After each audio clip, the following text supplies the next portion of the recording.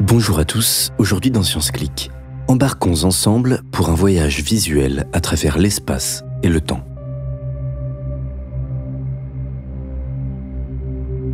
Nous sommes dans l'espace intergalactique. À des milliards de kilomètres de la Terre, nous nous sommes perdus entre deux galaxies voisines. La Voie lactée, la nôtre, et Andromède, une autre galaxie constituée elle aussi de centaines de milliards d'étoiles. Entre les deux galaxies autour de nous, l'espace est presque parfaitement vide, plus vide que dans nos meilleurs laboratoires sur Terre. Mais nous ne sommes pas nulle part. Autour de nous se tisse une trame, l'espace-temps. Cette grille imaginaire, constituée d'une multitude de petites particules, va nous permettre de visualiser l'invisible, de percevoir la géométrie de l'univers et d'en comprendre la dynamique. Mais là où nous sommes, la grille est calme, immobile. Rien ne la perturbe, et si nous lançons une bille, elle avance tout droit, s'éloignant pour toujours à travers le vide. En réalité, la grille n'est pas parfaitement statique. Si on accélère le temps, on constate qu'elle dérive très légèrement comme une rivière qui s'engouffre dans les astres et dont le courant emporte tout avec elle. Les étoiles, le gaz et la matière noire qui composent les galaxies déforment l'espace-temps, tirant le tissu de l'univers dans leur direction. Très lentement, les deux galaxies se rapprochent, et dans plusieurs milliards d'années, bien après notre disparition, la Voie lactée et Andromède finiront par fusionner pour ne devenir plus qu'une.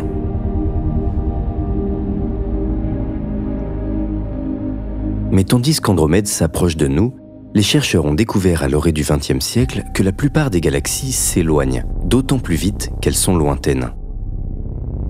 L'univers est en expansion permanente. Comme un tissu qui se détend, la grille gonfle de plus en plus et emporte les galaxies à la dérive. Au fil de cette expansion, la longueur d'onde de leur lumière est étirée et vire au rouge. Nous savons aujourd'hui que cette expansion s'accélère, stimulée par une énergie encore mystérieuse, l'énergie sombre.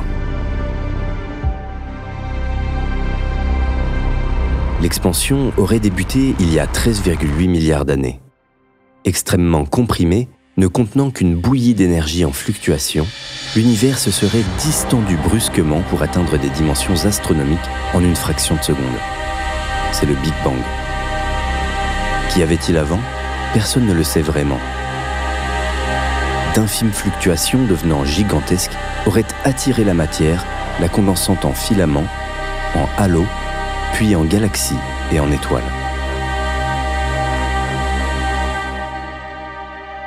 Aujourd'hui, c'est à proximité de l'une de ces étoiles que nous vivons, le Soleil. Autour du Soleil gravitent de multiples corps, planètes, astéroïdes et comètes se déplaçant librement dans la grille de l'univers. L'immense masse du Soleil courbe l'espace-temps et la trame de l'espace tombe vers l'étoile, emportant tout avec elle. C'est ainsi que les planètes orbitent sans s'éloigner du Soleil.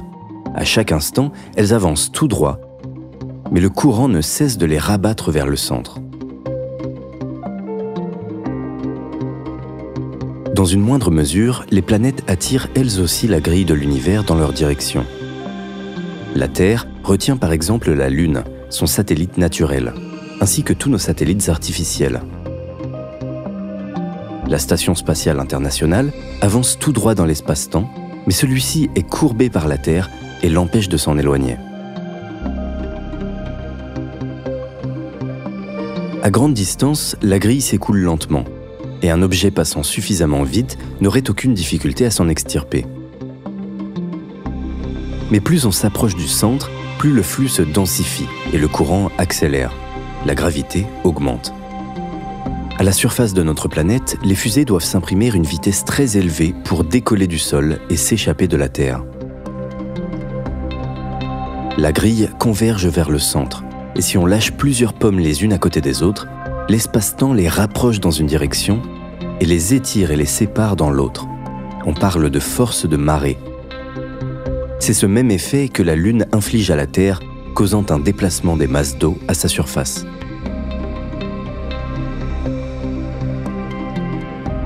Le va-et-vient des marées est causé par la rotation de la Terre sur elle-même. Alternante entre jour et nuit, elle effectue une rotation toutes les 24 heures environ. Ce mouvement de toute la masse qu'elle contient affecte l'espace-temps et entraîne très légèrement la grille dans sa rotation. Lorsqu'on lâche une pomme, même si elle ne touche pas la Terre, la rotation de notre planète l'influence à distance et dévie un peu sa trajectoire et son orientation. Dans la Terre, la grille continue de tomber vers le bas. Elle cherche à tout entraîner vers le centre. Mais les matériaux qui composent notre planète sont résistants. Ils exercent une énorme pression vers l'extérieur pour ne pas s'effondrer sur eux-mêmes.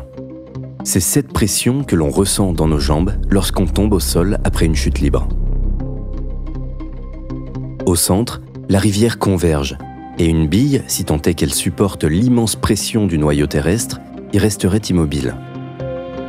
En arrivant au centre, toutes les particules de la grille continuent leur chemin et repartent en sens inverse, jusqu'à ressortir de la Terre. Si l'on pouvait traverser la planète en chute libre, nous finirions par en ressortir.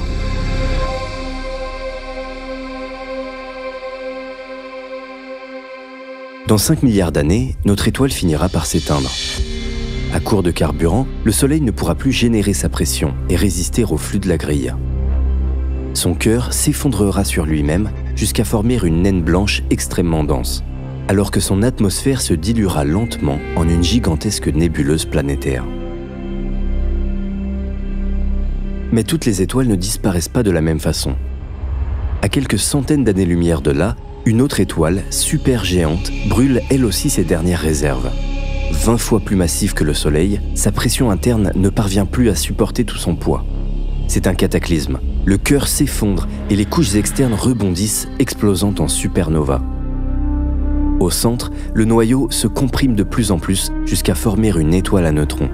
Elle renferme la masse de 2 soleils dans une trentaine de kilomètres seulement. La grille de l'univers y a tiré si fort que la lumière est entraînée, engendrant d'étranges phénomènes de déformations optiques.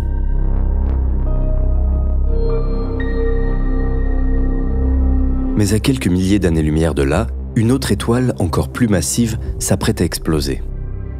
Son destin sera tout autre. En un instant, le noyau est emporté vers le centre et les couches externes violemment soufflées. Cette fois, le tissu est plus fort. Il entraîne le cœur de l'étoile, incapable de résister, vers un centre où toute la masse se condense. À l'intérieur d'une sphère, l'univers devient si courbé que son tissu tombe plus vite que la lumière. Rien ne peut échapper à ce tapis roulant infernal. Tout est emporté par le courant, il est impossible de rester immobile ou même d'envoyer un quelconque signal vers l'extérieur. C'est un trou noir. Certains trous noirs naissent à proximité d'une autre étoile et peuvent alors capturer sa matière sous forme de plasma à très haute température. Entrant en orbite autour du trou noir, le plasma forme un disque d'accrétion qui perd de l'énergie et spirale vers l'horizon. Dans un trou noir, tout près du centre, le flot de l'espace-temps tend vers l'infini. Les objets y sont fortement déchirés. En quelques fractions de secondes, le tissu s'étire si violemment qu'il sépare les atomes les uns des autres et spaghettifie tous les corps. Au centre, là où la grille semble disparaître, nos théories actuelles ne parviennent pas encore à décrire le comportement quantique de l'espace-temps.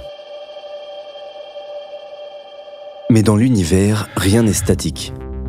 Et toutes les étoiles en particulier tournent plus ou moins sur elles-mêmes. Lorsqu'elles meurent et que leur noyau se comprime pour former un trou noir, leur rotation accélère comme une patineuse qui replie les bras le long de son corps. Cette rotation s'imprime dans le tissu même de l'espace qui continue de tourner après la disparition de l'étoile. En dessous d'une certaine distance, dans ce qu'on appelle l'ergosphère du trou noir, toute la grille est emportée dans un siphon plus rapide que la lumière qui entraîne les corps dans un même sens de rotation. Même la lumière est forcée de tourner avec le trou noir.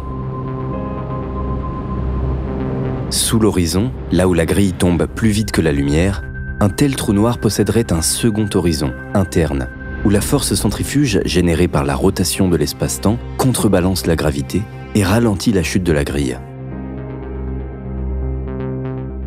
En théorie, les mathématiques prolongent ces horizons internes par des trous blancs dont on pourrait ressortir afin d'explorer des univers parallèles. Mais en réalité, l'horizon interne d'un trou noir est extrêmement instable, si bien qu'il n'existe probablement pas. La structure au centre d'un vrai trou noir reste encore mystérieuse.